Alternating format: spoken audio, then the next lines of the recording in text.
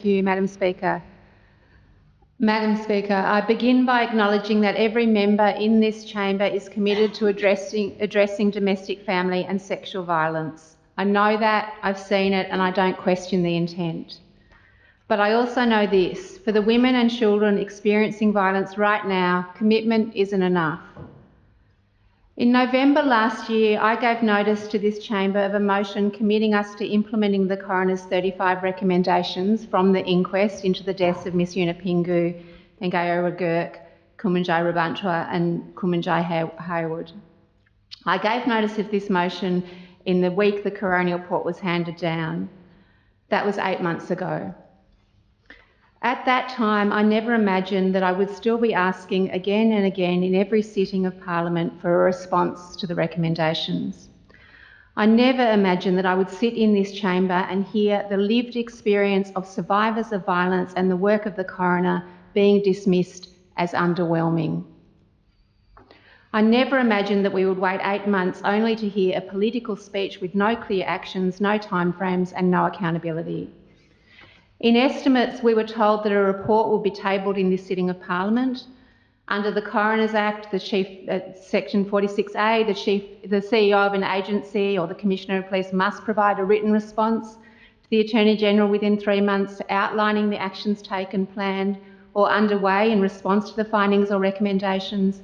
And on receiving this response, the Attorney-General must report on both the Coroner's recommendations and the response without delay and lay a copy of this report before the Legislative Assembly within 3 sitting days of completing it.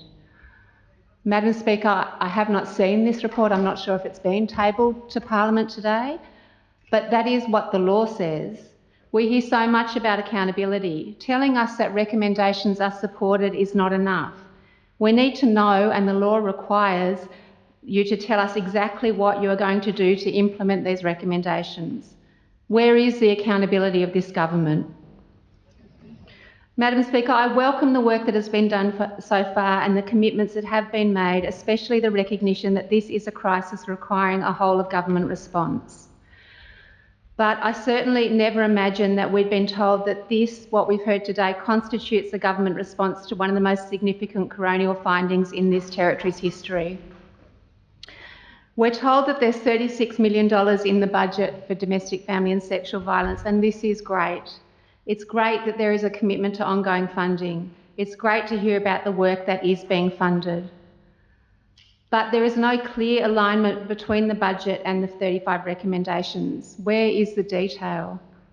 How can Territorians know whether that $36 million will deliver the changes required? When frontline services hear through estimates that their expected funding has been cut by millions of dollars, when those same services are turning away up to 200 women a month because there's nowhere safe for them to go, when this government hands down a law and order budget that pours hundreds of millions of dollars into locking people up but pulls support from providing a safe place for women and children to go to, we are not doing enough. We must recognise the scale and urgency of this crisis. It names the truth that this is our real public safety emergency. We just heard the Chief Minister talk about the amount of damage and harm and the crime crisis that DV is in our territory. And I've talked in this chamber before about the fact that the domestic, family and sexual violence takes up most of our police time. The majority of people in prison are there. All the children who are locked up are there who have been exposed to domestic, family and sexual violence. This is our crime crisis. We know that Aboriginal women in particular are being failed over and over again.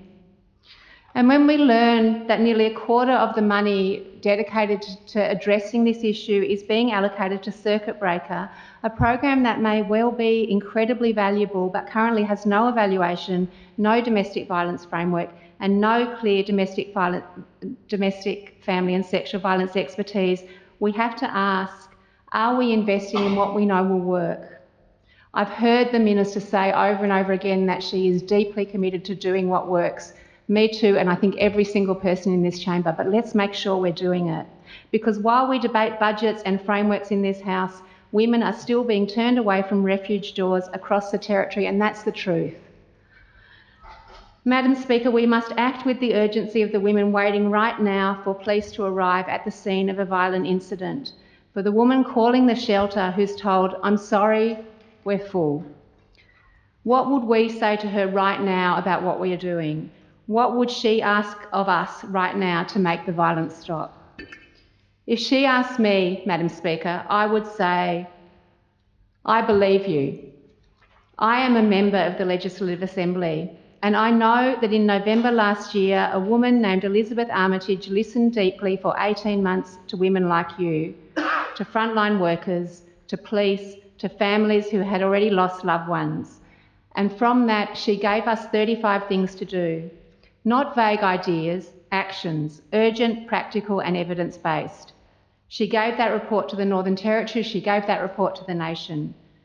And I'm one of those people who is responsible for making sure that those 35 things happen. I would tell her that when I come back to Parliament, I will speak to the other 24 members in this chamber who share that responsibility with me. And I will ask the Minister, where is the full implementation plan?